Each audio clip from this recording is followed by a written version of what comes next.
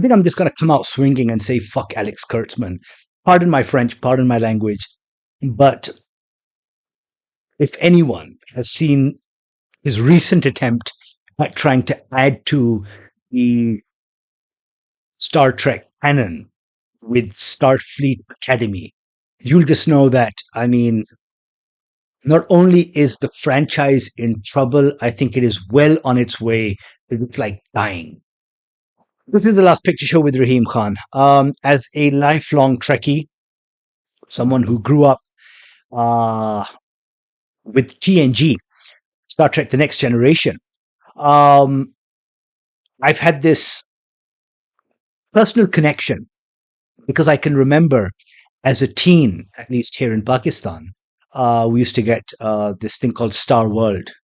It was South Asian broadcasting company, and on Sundays in particular, they had a fantastic double bill, and the double bill was X-Files followed by The Next Generation. And I remember I wasn't, at least in the 90s, because we weren't getting like regular broadcasts, so I wasn't as well aware of, sort of, I hadn't kept up with TNG and the X-Files as much. But then this was a chance at a bit of a redo. And so there, I was seats, I think it was from like 8 to 10 p.m. And I'd be like parked in front of, the TV, and I wouldn't miss it. It was like sort of, it had become like, sort of, everyone had their Saturday morning cartoons. Well, for me, it was my Sunday evening science fiction fic. So there was always that connection. I didn't have the connection with the original series. Sure, I mean, sort of, I'd seen the movies, but I hadn't seen in totality the original series. But TNG was it for me, and then of course followed that with DS9. I should have sort of concurrently watched Voyager, but then I came to Voyager after DS9, and I will admit I have not yet seen what's it called, Enterprise, the Scott Bakula one. I plan on seeing that, but at least for these three, I'm there, and of course seen all of the what's it called, the movies, both what's it called, the ones with the TNG cast, as well as everything that J.J. Abrams did, and blah blah blah. And of course, I've been mostly here for everything that Kurtzman did, simply because at first I was excited that almost like I think about 10-15 year gap between everything that ended in like the early 2000s. I think Enterprise ended about what, 2004, 2005. So I mean, sort of that until now, and then you had the movies in between. It kind of like, I would say almost rekindled sort of public interest in it, because at least the first one with Chris Pine and Carl Urban and all of these new people in, as Kirk and Bones McCoy and all of these people, with J.J. Abrams and his lens flares, all of that stuff. I mean, people got back into it, and I think that sort of seeing that, this distinctive visual style, I think we wanted to see a new show done, and we got that with Star Trek Discovery. Now, I'm not going to say that TNG, DS9, and Voyager are dated or they haven't aged well, but they are firmly from a creative as well as from a creative, sort of aspect. They are sort of rooted in the 90s, in that sort of aesthetic, in the style of I was going to say filmmaking, but TV making. They are, I mean, like, you can tell that sort of they may not hold up. The stories most definitely do, but then of course, like, the kind of, they're very 90s, right? Even though it's fantastic storytelling, some great characters, There are certain aspects of it that are, again, I'm just kind of stuck in this thing now of whether to describe it as being dated or simply as it just being a product of the times, right?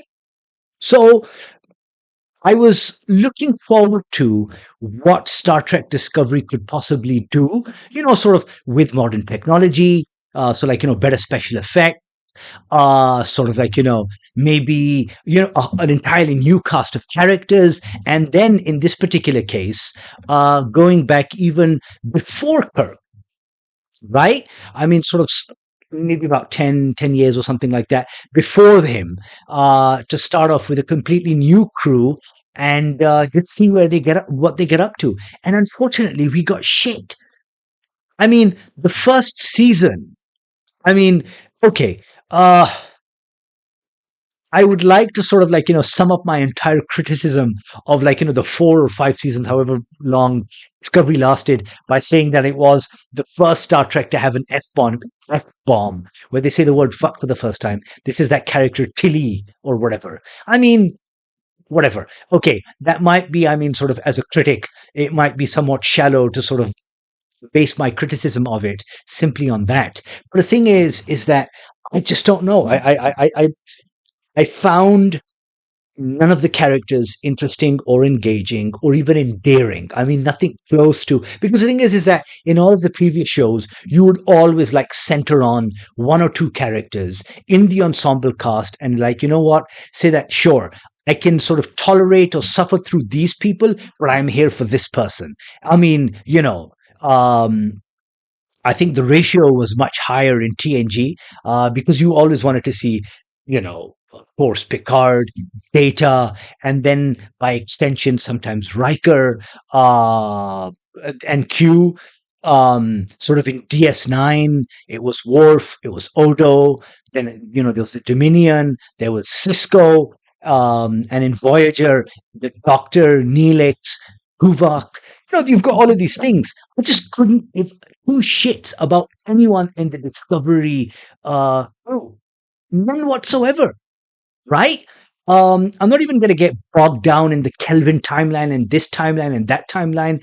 That doesn't really matter to me.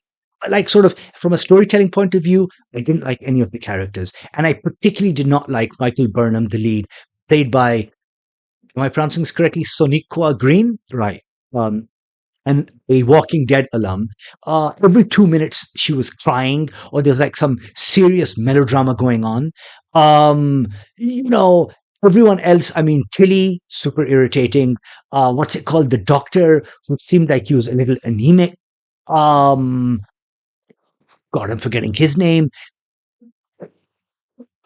It just kind of like, I think the only person I was kind of rooting for was the Shazad Latif character, whose name I'm forgetting now, who turned out to be this really odd. I don't know why they keep on doing this with Klingons. I mean, I mean, sure, in the anime, in the original series, they look somewhat oriental. Sorry.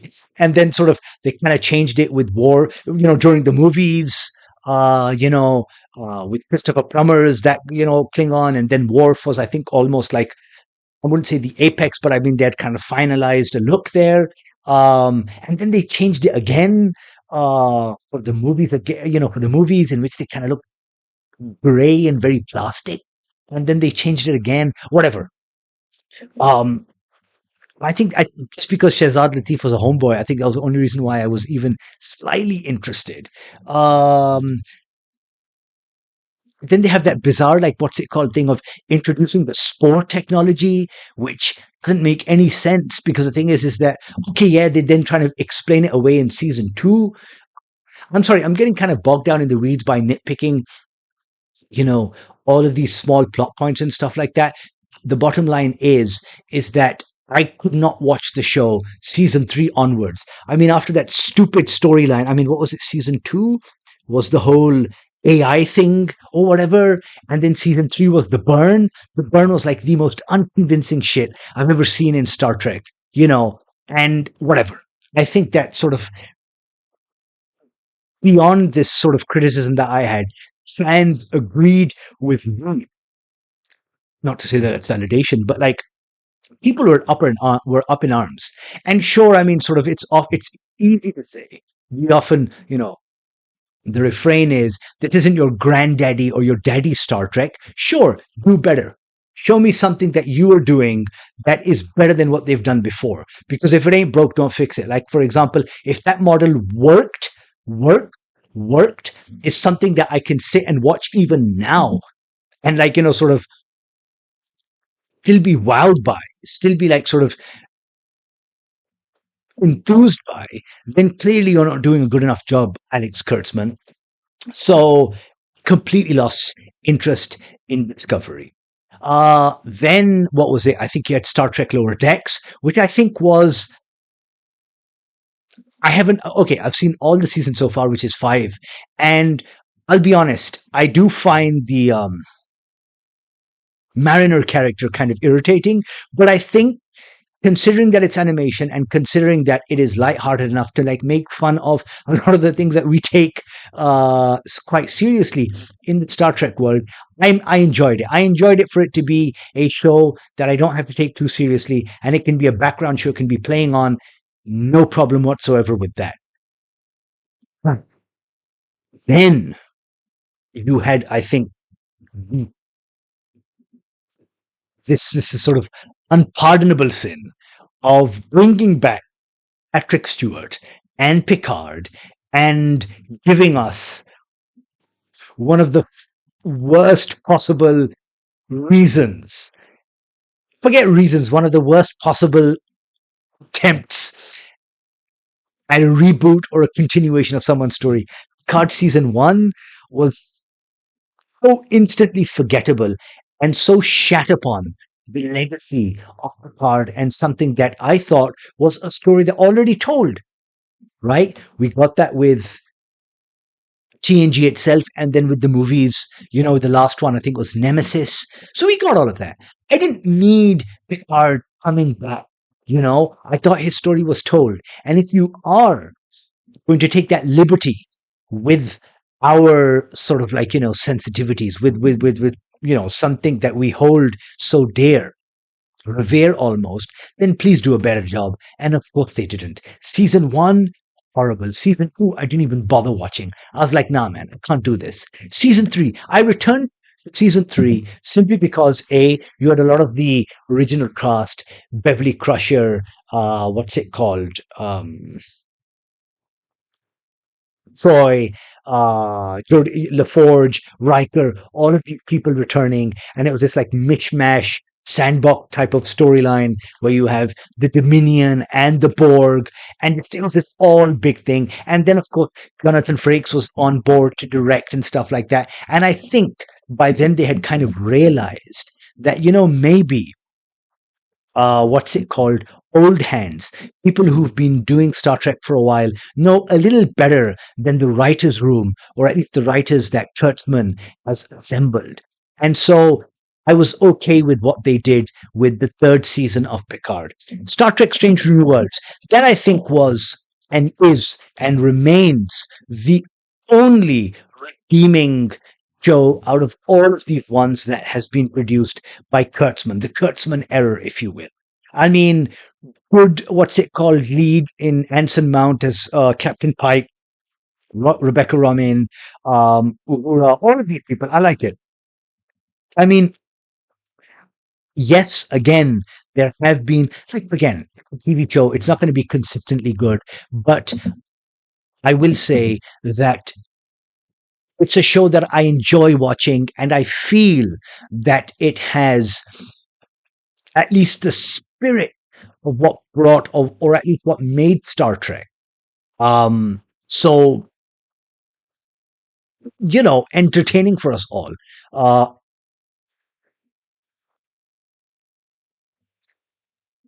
yes, okay. Before I even get to Starfleet Academy, one of the chief criticisms that has been leveled at a lot of what has been produced in this Kurtzman era of Star Trek is its wokeness. Um, I think uh,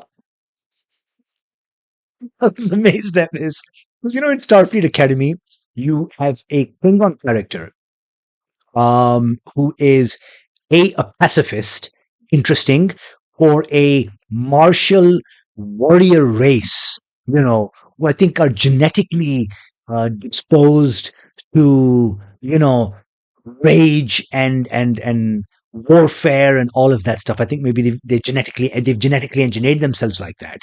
For this character to be a pacifist, I find that it was really interesting. That was a very interesting angle that you learn very quickly within the first couple of, within the first episode of Starfleet Academy, right? And then they make him gay. Uh, so now this is something that I'm going to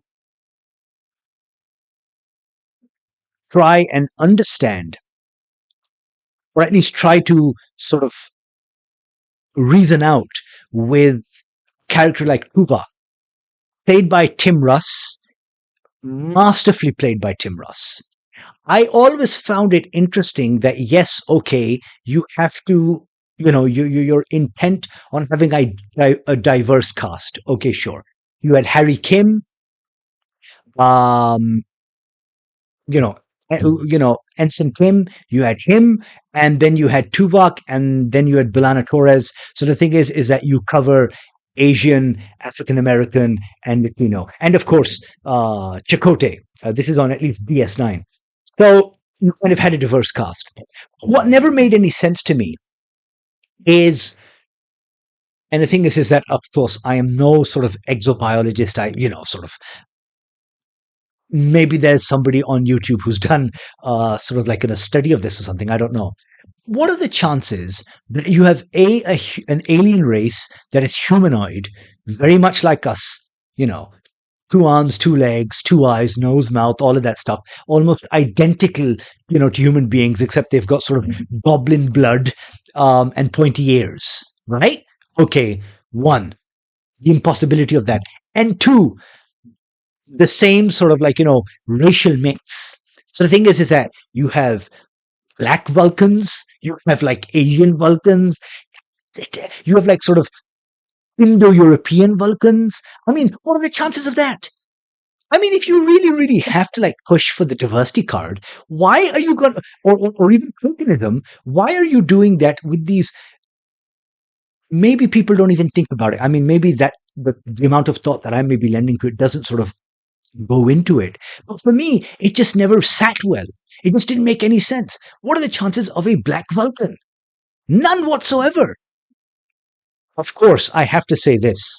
Kim Russ is fantastic. I mean, when they say, and by they I mean generally white people, I don't see race.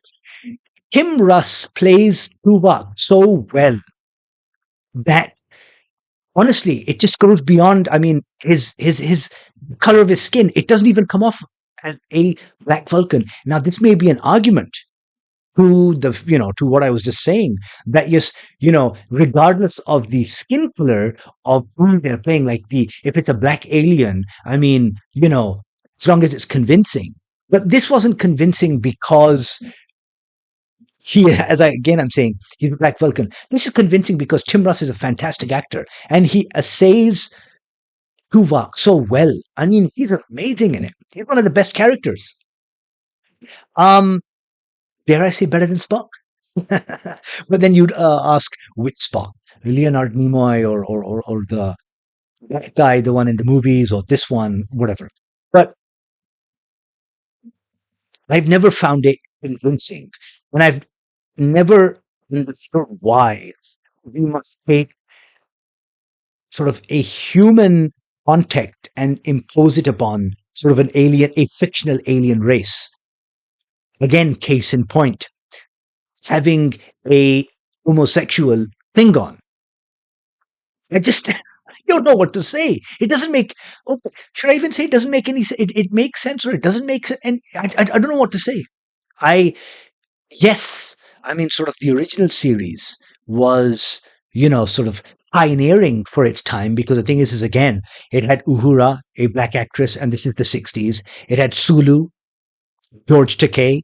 It had what's it called, Chekhov, during the height of the Cold War. So it had a very diverse cast. And yes, it was addressing, what's it called, social and cultural issues, which Star Trek has done over the years. And sort of people may say that it's the inclusion of wokeness is sort of just a continuation of that very same spirit. But then, when it's done in such a ham-fisted way, the way that the Kurtzman era has done, when it's done in this god awful, almost amateurish way, you just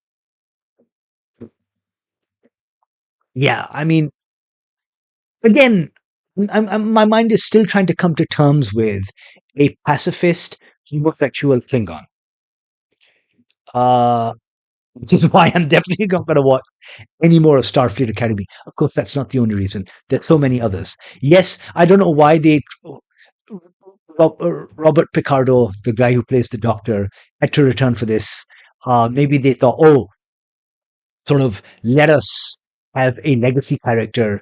Um, you know, the whole oversaturated look of it. I mean, something that's far more nauseating than J.J. Abrams' lens flares. I mean, this is just, it's too much. It's too much to take in. It's like all the colors of the rainbow bumped up to like 11. Too much. I really am not interested in this 34th century timeline that they have going on. I really would have liked, actually, because the thing is that throughout Star Trek, there's always, of course, almost regular allusions to Starfleet Academy. I would have really liked to see maybe like the first class at Starfleet Academy, like sort of going all the way back when the Federation is just formed and this is the very first class or something like that. I this post burn universe, whatever. I mean, I wasn't, the whole burn thing, I wasn't even convinced by. I thought it was a pretty, like, that baby wailing. Yeah. Uh, I remember reading this one criticism of Starfleet Academy, and they're like, why is the hollow character fat? Uh, like, again, if they're familiar with DS9, I mean, okay, the Doctor was made in the image of its creator, who happens to be bald guy.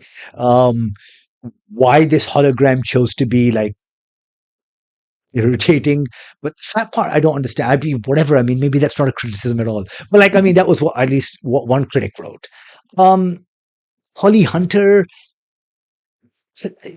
I don't remember the last time I saw her, but this is just like she's not working for me as a captain. She's no Janeway.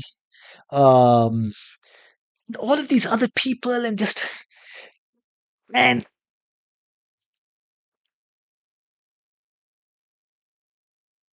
this is. I hope this is not the future of Star Trek, because, well, I don't think it has a future after this, honestly, because the show has done very poorly in the ratings. I mean, they put it out. I think even on their own. I think CBS put it out on their own streaming platform for free. They even put it up on YouTube for free, and nobody has warmed up to it. So, and yes, fairly or unfairly, it's been review bombed. So much so that, like, it's been tanking. I mean, it hasn't done well, and I don't think it is going to do well. And I think, honestly, this is, I mean, Star Trek Discovery, you guys, you did like 5 seasons. Okay, cool. Kurtzman has, much like sort of like, Kevin Feige at Marvel and Kathleen Kennedy at Lucas, he's kind of helmed this new era of Star Trek. Maybe it's now time for this guy to, like, just stop, because I would like to say it's been hits and misses, but mainly it's just been misses. So I think I'm going to end on this almost cynical, maybe even anecdotal remark, where I think it was an exec saying, you know what, if this fails, we'll just shelve Star Trek for like another 10, 15 years and then pick it up again and introduce it to a new audience. That's Hollywood for you.